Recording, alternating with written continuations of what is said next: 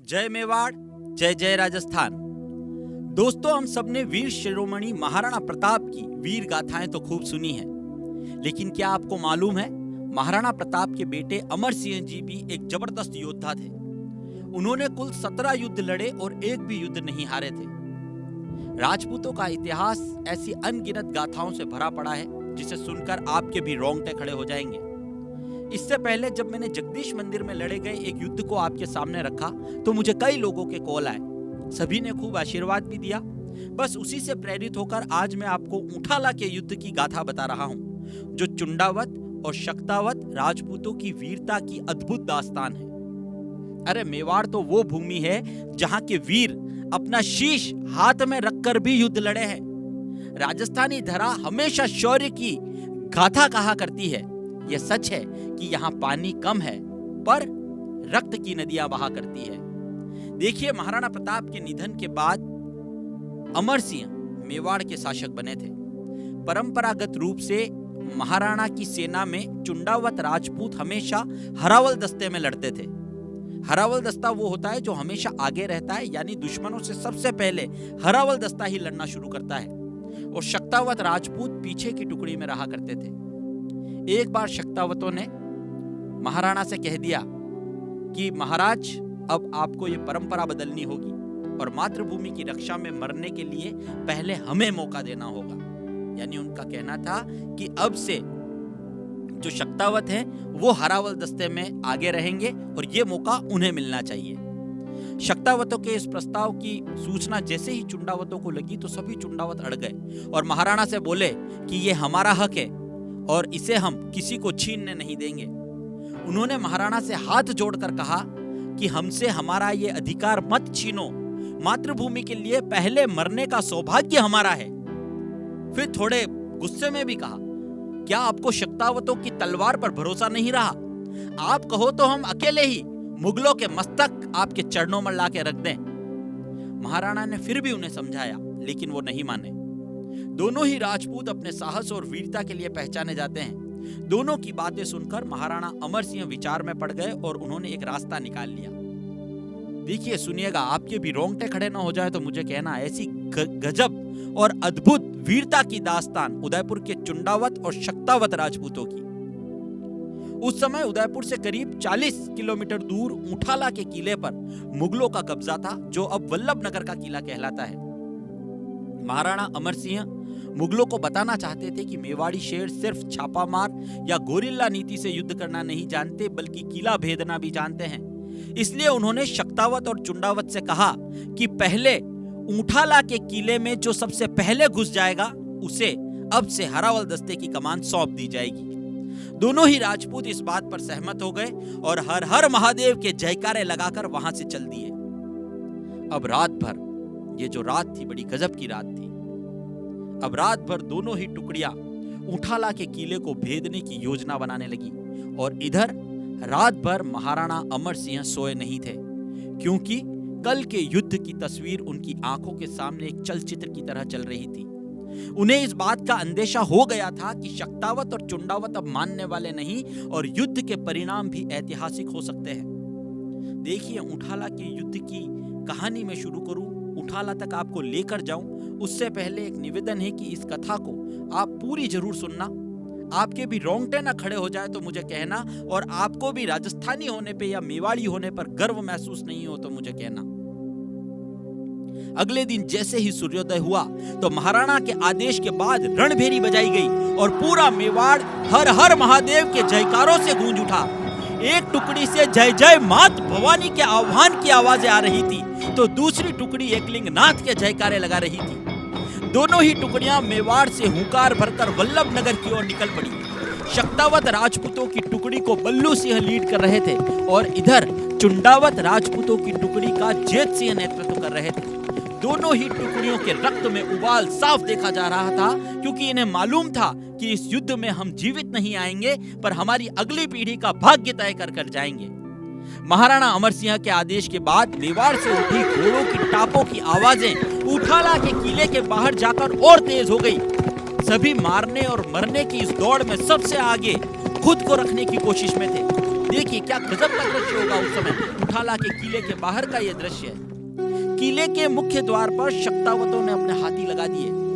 उधर चुंडावतों ने किले की दीवार पर चढ़कर पहले अंदर जाने की ठान ली थी। दोनों के दृढ़ निश्चयों को देखकर किले की दीवारें भी समझ गई थी कि अब मुगल सेना ज्यादा देर की मेहमान नहीं है। किले के मुख्य द्वार पर बल्लू सिंह शक्तावत अपने हाथी पर सवार और जेत सिंह चुंडावत दीवार पर चढ़कर अंदर घुसने को आतुर थे। हाथी पर सवार बल्लू सिंह ने अपने महावत से कहा कि इस हाथी के मस्तक से मुख्य द्वार के दरवाजे तोड़ दो। महावत के आदेश पर हाथी भी एक कदम आगे बढ़ा, लेकिन द्वार पर भाले जैसे बड़े बड़े नुकीले किले होने से वो डर कर पीछे हट गया। एक तरफ तो हाथी ने कदम पीछे ले लिए, उधर जेत सिंह चुंडावत पूर्व योजना के अनुसार दीवार पर चढ़ रहा था। ये देखकर बल्लू सिंह हाथी से नीचे कूद गया और खुद द्वार के कीलों के आगे खड़ा हो गया।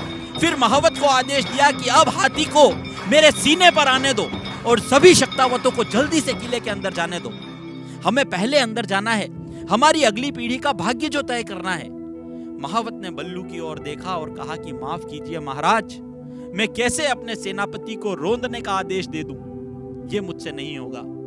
तभी बल्लू सिंह ने महावत को क्रोध भरी नजरों से देखा और कहा कि अरे मेरी परवाह मत करो, ये मेरा सौभाग्य है कि इस युद्ध में मैं पहले इस माटी का रक्त से श्रृंगार करूंगा। और फिर तेज स्वर में दरवाजा तोड़ने का आदेश उन्होंने दे दिया। उधर जेत सिंह लगातार दीवार पर चढ़कर अंदर घुसने का प्रयास लगा और किले से मुगल सेना भी तीर, भालों और बंदूकों से लगातार हमला कर रही थी। बल्लू सिंह शक्तावत के आदेश के बाद विवश होकर महावत ने हाथी से आगे बढ़ने को कहा और बल्लू सिंह भी दरवाजे के बाहर सीना ताने नुकीली कीलों के आगे खड़े थे। तभी हाथी ने मुख्य द्वार के आगे खड़े बल्लू सिंह पर अपने मस्तक से जोरदार प्रहार किया। देखिए क्या सीन होगा उस समय। मुख्य द्वार के आगे खड़े बल्लू सिंह पर हाथी ने अपने मस्तक से जोरदार प्रहार किया और बल्लू सिंह के शरीर के लोथड़े इधर और उधर बिखर गए और उनके शरीर से निकली रक्त की पिचकारी से उन्हीं के हाथी का अभिषेक हो गया। उस दिन उठाला के किले के बाहर शक्तावत और चुंडावतों की वीरता देखकर ऐसा लग रहा था मानो मौत एक दुल्हन के रूप में खड़ी हो और दोनों राजपूतों के बीच उससे पहले ब्याहने की होड़ लगी हो। इधर दरवाजा टूटने पर सभी शक्तावत किले के अंदर घुसने ही वाले थे कि उधर जेत सिंह चुंडावत किले की दीवार पर चढ़कर ऊपरी भाग में पहुंच चुके थे। लेकिन तभी उन्हें एक मुगल ने गोली मार दी और वो फिर से किले के नीचे आ गिरे।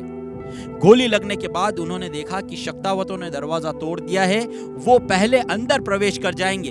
तभी उन्होंने अपनी तलवार खींची और हर हर महादेव का जयकारा लगाते हुए खुद का शीश काट दिया और उसे अपने ही हाथों से उठाकर किले के अंदर फेंक दिया।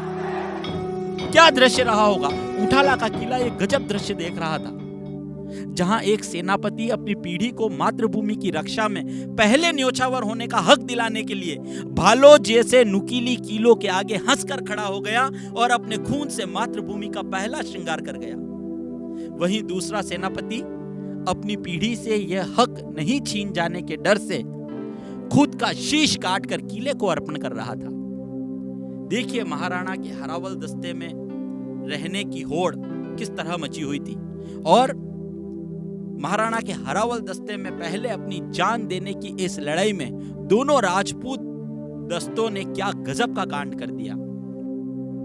जब शक्तावत मुख्य द्वार तोड़कर अंदर पहुंचे तो देखा कि जेत सिंह चुंडावत का सिर पहले ही अंदर पड़ा हुआ था। उसके बाद सभी मेवाड़ी शेर मुगलों पर टूट पड़े और सबको खत्म कर दिया।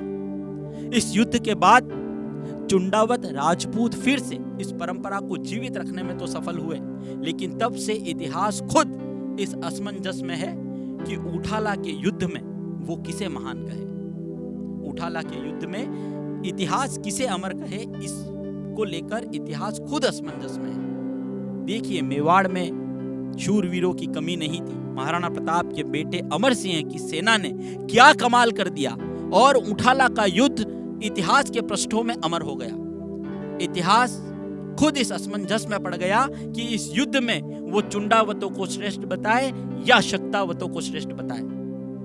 मेवाड़ में हुए इस युद्ध की गौरव गाथा इतिहास के पन्नों में अंकित है और हमारी भी कोशिश है कि मेवाड़ के हर युवा को, मेवाड़ के हर व्यक्ति को ये कथा जाननी चाहिए।